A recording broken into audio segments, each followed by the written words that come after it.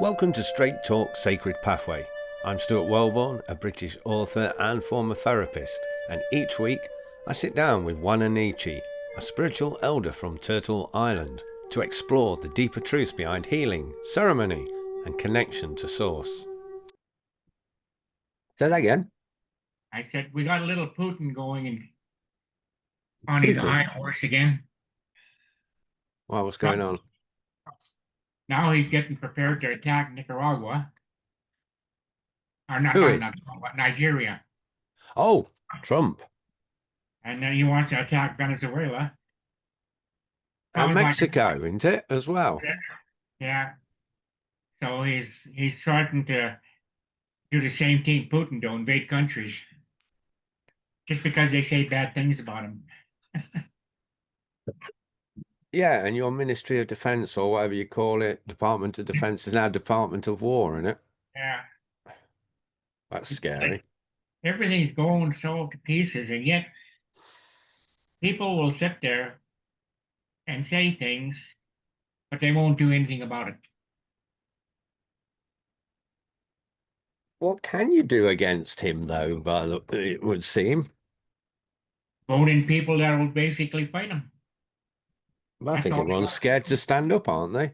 I know. That's why I said you need to get rid of about 50 to 60% of the Republicans who are in office right now when the election comes in. But they sit there. I think it's time that people wake up and get rid of the Democratic Party, get rid of the Republican Party and the Independent Party, and come in with a party that is going to represent the people and be in there. And then, you know, I've always wanted to basically start another political group, but rules and regulations, like say for instance, if you if we invite basically went to the polls and we voted you, say for instance, you in as a senator or as a House of Representative on the grounds that you have to represent the people. If you take big money from big corporations and billionaires, you're automatically fired. That would seem sensible. And you would be forced then to represent what the people want. And what you just do is the person who got the second most votes takes over as the senator or takes over as the member of the House. Therefore, you now control that they cannot take money, they cannot take bribes, and if they do take bribes, they're out. The problem we have, and we've got this, perhaps not quite as bad over here as you have it, but we've still got it going on, is that the media controls it all, don't they? So if, say, someone like yourself was running and to be a politician, the media just slate you because over here we had Jeremy Corbyn, who was a pacifist and got arrested going to an anti-apartheid march. Yet the media, when he was the leader of the Labour Party, tagged him as a terrorist sympathizer and a racist. Yeah. Well, the same thing here too. It's a point where if somebody says something wrong about Trump, they're a Zionist or they're a traitor, or basically, and he goes after him.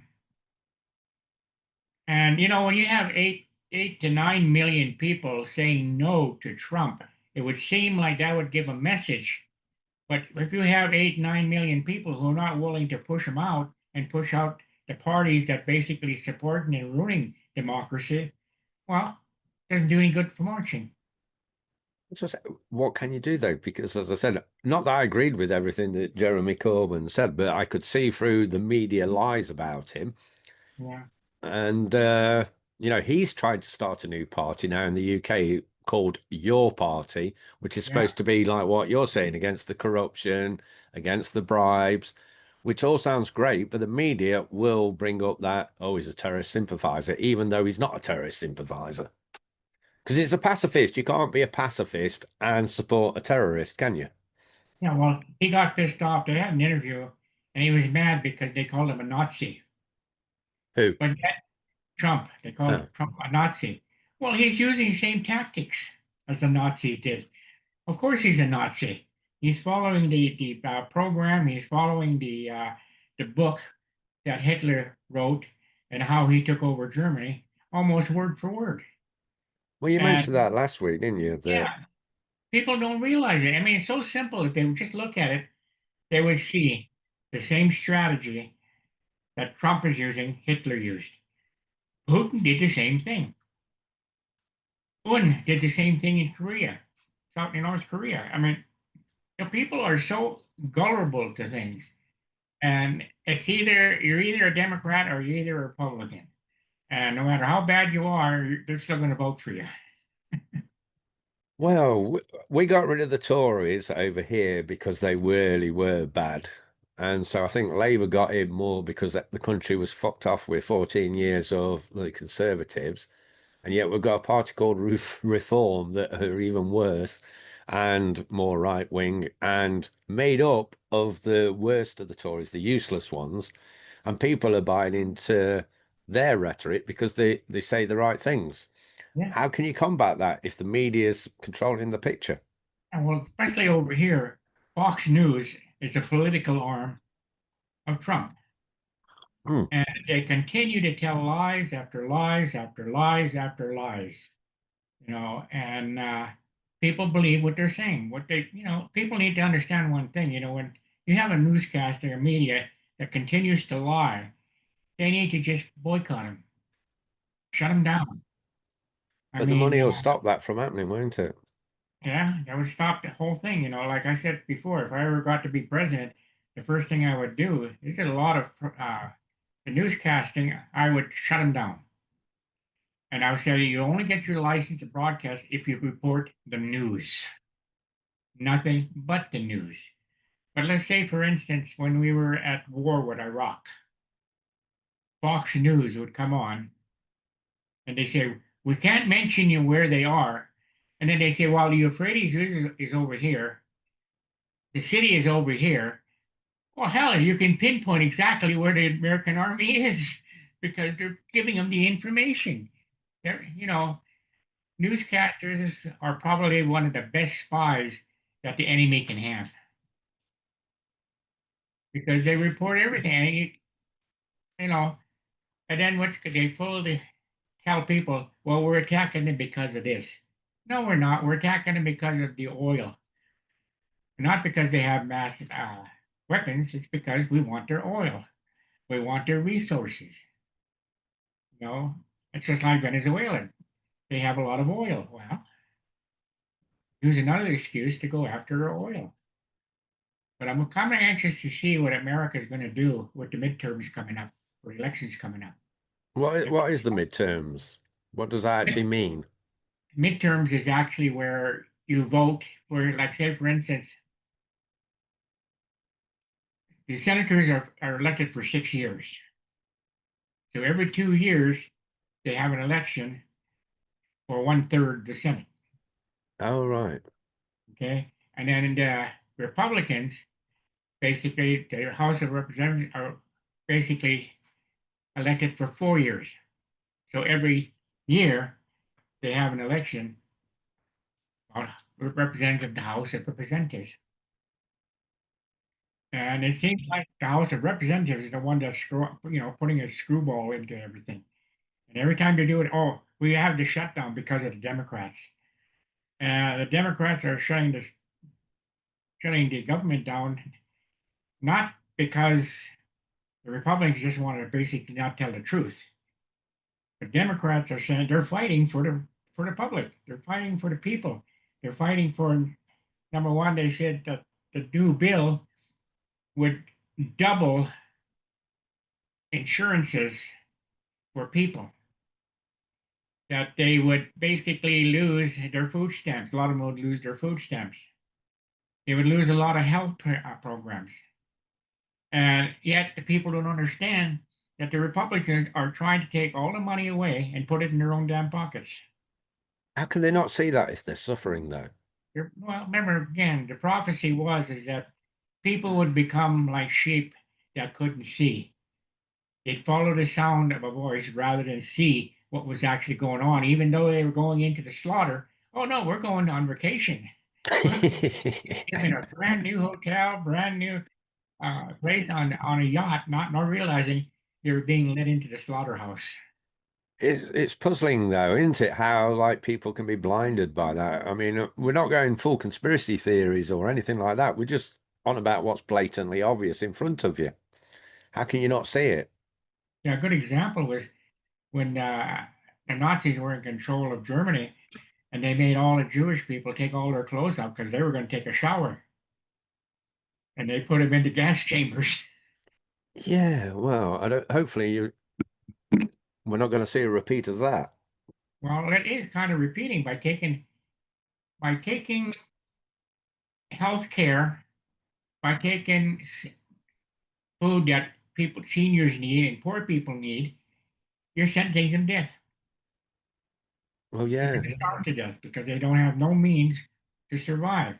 Yeah, there are some things wrong with the program, but the way the government here is trying to deal with it is the wrong way.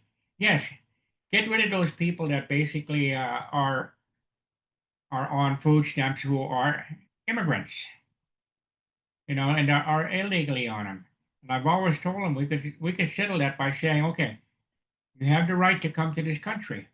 You have the right to migrate. But if you aren't producing within 6 months, you're deported because we're not going to support you. You have to support yourself. I think if they would do that, that would settle the whole immigration problem because then they become part of the system. It's like in England, you have so many immigrants coming in that number one, say for instance, if you went on welfare, you could barely survive. But the migrants are living in $1 million mansions. I think you're watching the wrong news there. You're seeing the propaganda. I worked. One thing, you're right. The benefit system is crap. You can't live on it. People seem to think that you can afford like all these luxuries when you're on benefits, but I lost my job and was, I couldn't even get another job, so I was on universal credit, and if I hadn't have got my military pension, I wouldn't have survived. Uh, But people seem to think that, it's a life of luxury. Anybody who's making a fortune whilst they're on benefits in this country must be up to something dodgy on the side as well. Must be working because you can't survive on it. But at the same time, at the end of COVID, I worked in a hotel where migrants had come over, immigrants, refugees, I'm not sure where, I can't remember. I think they were from Syria. And the media's portraying them as, getting these luxury meals and things. But it was like a big bucket of slop that came round. It wasn't mostly men, it was a lot of women with kids and some families. uh, So the media over here is portraying the migrant problem and raising that as the biggest issue facing the country when it's not the biggest issue. It's an issue that needs looking at for sure, but it's not the biggest issue. yeah, because people have to become more humane. Mm. It just seems like they they put their heart in the wrong direction. And they need to sit there and look at the facts and say, okay, these are the rules and regulations that people have to follow if they're going to come to this country. It's just like all these T-shirts that are coming out right now, and the native people are wearing a shirt that said, "We should have built a wall in 1492, or we should have had an immigration program in 1492 to see who was going to come in here." Now, a lot of people don't realize that the highway to peace is to follow the old ways of the indigenous people.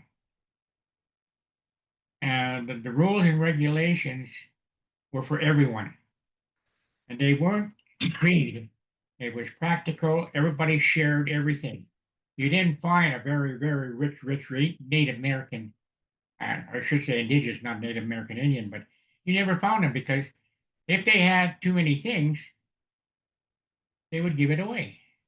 In fact, they had the first Christmas because they would get together during December months when it was cold, and everybody would bring stuff that they didn't need anymore. And then they would do is find families who needed them. and it was called a giveaway. So they would give away all the stuff that they never used anymore to the natives that basically had nothing. Well, that would have been more of a Yuletide thing, and that tradition predates Christianity in Europe as well. The custom of giving. Actually, I think Christmas probably came from the indigenous people. Well, it can't because the philosophy may be, but Christmas is around Christ, so he has to be tied in, doesn't he? That's what I said. The original, what we call Christmas, was actually the giveaway. Yeah, And yeah, what yeah. they would do is they would take pine trees, right? And they would put tobacco ties of different color onto the tree. So where do you think the ornaments came from? So when they actually seen it, it'd be interesting to see exactly when Christmas started. And I think it may have started basically in the Scandinavian countries. Well, that's what I say. We ha over here, it's Yule was the pre-Christian celebration, and the Scandinavian countries is where the trees came from. But celebration, I mean, that was worldwide, wasn't it? Pre-Christian times of the, it's the point when the sun dies on the 25th, Uh-huh. you know, the solstice stays at its lowest point for 3 days and then is risen again as the days start to get lighter, don't they? From about the 28th onwards. Sorry, solstice 21st, 22nd. And then the 25th is when it's reborn. So that's why they chose Christmas Day as the 25th, because that's when the sun starts to come up again. But when you look at it, the Scandinavians were here, came to Turtle Island long before Christopher Columbus came. And it's strange that a lot of ideas about St. Nicholas and all that came from the Scandinavians. Well, the Scandinavians were here on Mother Earth here in what they now call America, and they seen the ceremonies of the giveaway. So it almost seems like they took the concept and brought it back to Scandinavia, and it spread throughout the world, Christmas itself. But it wasn't known as Christmas. It only became Christmas after Christ. It's an interesting theory you've got there, hypothesis, but the solstice stuff goes Yeah. back to Egyptian times as well, whether maybe the star people came and did it, I don't know. But Well, that's what I think it originally came from the star people. But the whole idea comes, we sit there and we get so entangled in the past that we forget about the present and the future. right, I want to come back to kind of where we were starting about, because we talked about the Scandinavians coming over, how you were talking about, people not seeing the truth, but some people do see the truth. Now, I'm going to mention I have had a bit of a shit week with things. I'm working on a second edition of my PTSD book, and I was hoping to get it out in time for remembrance. It's not happening. Loads of tech issues going wrong, and sometimes you can feel like giving up, can't you? Well, So, it's Pitt, I funny want to until talk about Pitt. Let me just finish a second. Now, your message, you've been trying to get your message out for years, and you're the only elder that wants to do it. How do you carry on when it seems like, you could feel like giving up at any time because people aren't listening? well, it comes down to the fact that if you don't give people a choice, even if they choose the wrong pathway, you're still helping a few people. And those are the few people that will eventually be chosen. And when time comes,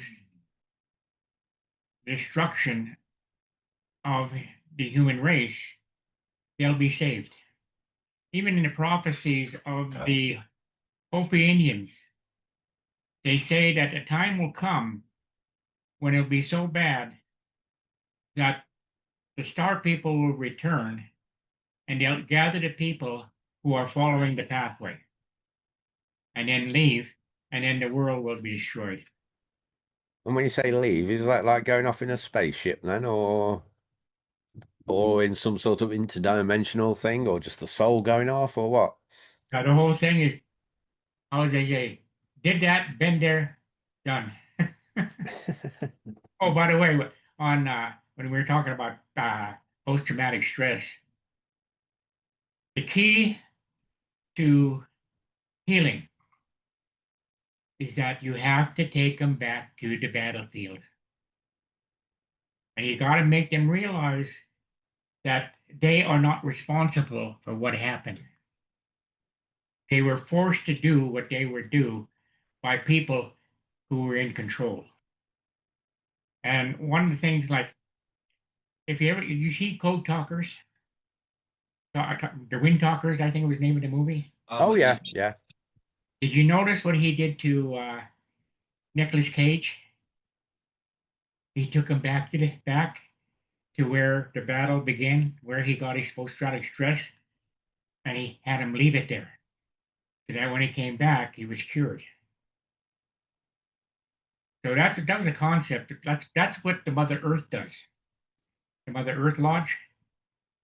You take people back and you make them relive what caused the most traumatic stress in the first place, and you get them to let go of the guilt, and you basically make them understand that it's not their fault. They need to leave it there, so that when they come back from the battlefield back into the lodge, they're cured. It's not just only the battlefield. This could PTSD can be caused by other things too. Remember, Zach had it because of the car accident, and he blames himself for what happened to Jeremy because of it. Well, I think your dad's saying there is that you need to go back to the traumatic Yeah, yeah. event itself. I'm just Yeah. letting him know that it's just not the battlefield. It's Well, as I say, I wrote a book on it 14 years Yeah. ago. What was the first name they gave post-traumatic stress? Shell shock. They call it shell shock, and then what happened? It became battle fatigue. Oh yeah, there's that as well. And Yeah. then it became post-traumatic stress. So it seems that how can we change something we don't actually understand the original name that was called and why they had it in the first place? Well, it actually goes back to the Battle of Marathon as well. It's the first recorded incident of it. Yeah. So we have to understand the word itself, the problem itself, before we can deal with it. It's just like I was going to pick a T-shirt that said you have to go to the past to learn and bring it to the present before you can go to the future. You should get it done then. Get Yeah, them printed. Sell them on your website. yeah. And I would like to put together too that TBA organization, TBA? Take America Back. Oh, TBA. Yeah, so that they can rival Mega. If I could find somebody that wants to basically work with me, I have a T-shirt that would go with it. That would basically, I think, would sell millions and millions and millions of T-shirts.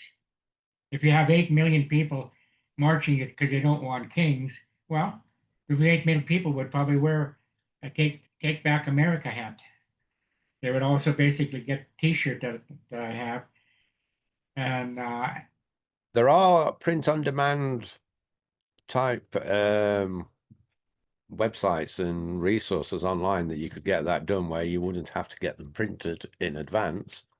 yeah, because you'd have to have somebody that has the connections, and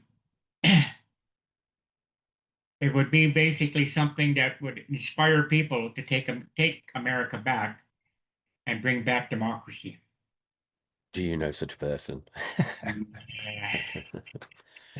And then when you sell them, you only sell them enough to cover your costs and everything, and to do other things, like, say, for instance, the profit would not go into your bank account. It would go into the human circle of life to help produce more hemp, so that we get off the oil kick. We get off the pharmaceutical kick. With that we produce things that will save the earth. As I say, there are resources available. It wouldn't be that difficult to set something up for print on demand where, as I say, you have to order a sample of the t-shirt to check that it's okay, but then people just place the order and then, Just to cover the cost of the production, cover the cost of mailing it. well, that's what I say. These print on demand companies do it all. So people place the order through your website. The print on demand sites, I can't think of the name of any of them off the top of my head because I've looked at them myself, but they print them, they post them, and then you just get your cut. So your cut could go into the human circle of life, and that's all you got to do. You just upload your design. I don't know if you ever heard of Newsom, the governor of California, No, that's going on, taking on Trump. He has a company that basically makes T-shirts and caps and other stuff. Maybe I should call him up and say, "Look, got a deal for you." But everybody wants him to run for presidency, but he said he's not interested in running for president. probably sensible. But that idea came in a vision, so maybe I should listen to it. Maybe you should want a Nietzsche because Yeah. the resources are easily out there. It's not like 10 or 15 years ago where you'd have to order a load of t-shirts yourself and then ship them out and hope that you sold them all. Now it's just print on demand. I could probably look into it for you and get you some prices, and they will ship worldwide. Yeah. And what's so funny too is I laughed about that. There was a group of Scottish women, and which girl called me, taught me, how do you pronounce your name? I said, why? Well, we couldn't remember your name over here, so we got together and we were trying to come up with your name, and we all came up with the same idea. Want to know him, not Wa-Na-Nee-Che. So I had a good laugh. Sometimes there's so much fun out there that basically, if you learn to laugh at it, it becomes very hysterical, but it's also basically healing. And we've forgotten to laugh at ourselves sometimes. I think that's a good thing that you mentioned that because we kind of strayed off where I was on about perseverance and keep going. Humor is a good thing to keep you going, but people that are following your message, and you said, the reason you keep going is because if you just help those few people, at least you've helped those few people. But for people listening or watching who see what's going on in the world and despair of it and feel like giving up, do you have a message for those people? It's funny, I was just thinking about that, and then you came up with the question. You know, People have to understand, how do you gain insight on your pathway? So things will happen in your life, and the individual becomes scared and they move away from it. But say, for instance, you're scared of driving, simple, and you refuse to get behind the wheel. But finally you say, look, I want to drive. And the urge to drive overcomes the fear. And so you end up driving, and all of a sudden, what was I afraid of? Because you faced your fear. People sit there and they'll get visions. They'll get basically things that'll happen in their life. They'll say, oh, there's a demon inside of me. There's a demon attacking me.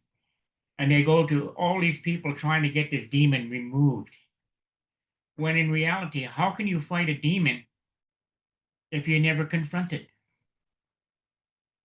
So you have to realize basically it's like a going to school, kindergarten, on up until you graduate.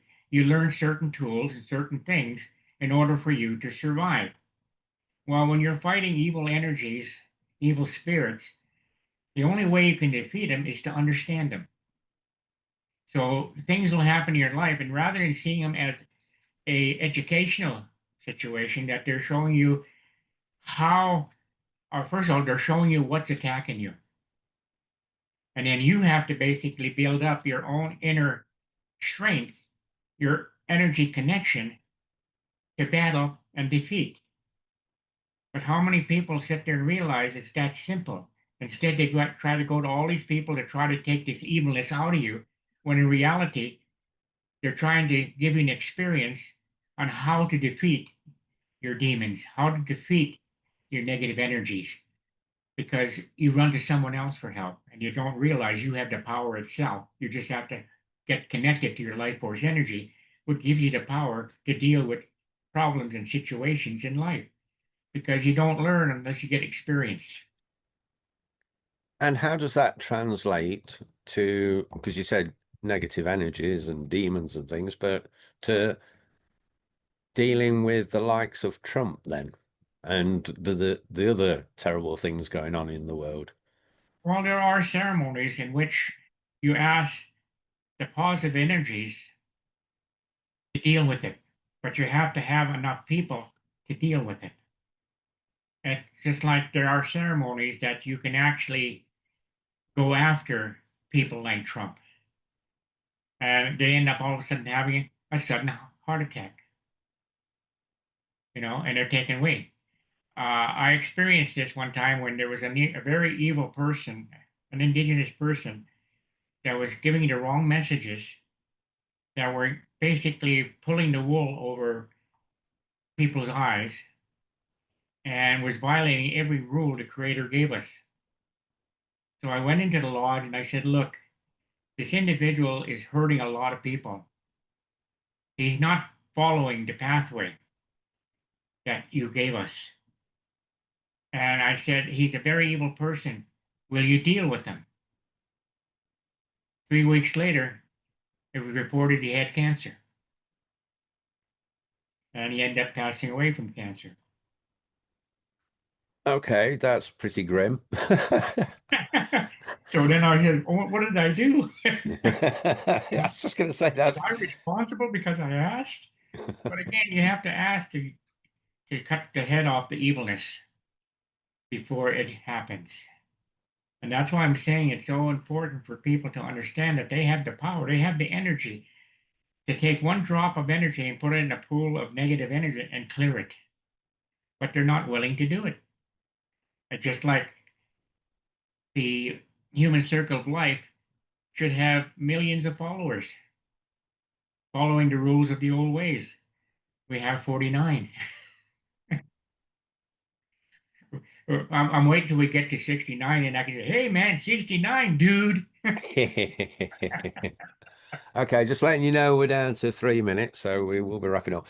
Now, you're talking about the bigger things, doing ceremonies, but what I was trying to talk about is just getting through the day, perseverance, when it can be very tempting to just say, you know what, fuck it, let's put my feet up and watch the world end.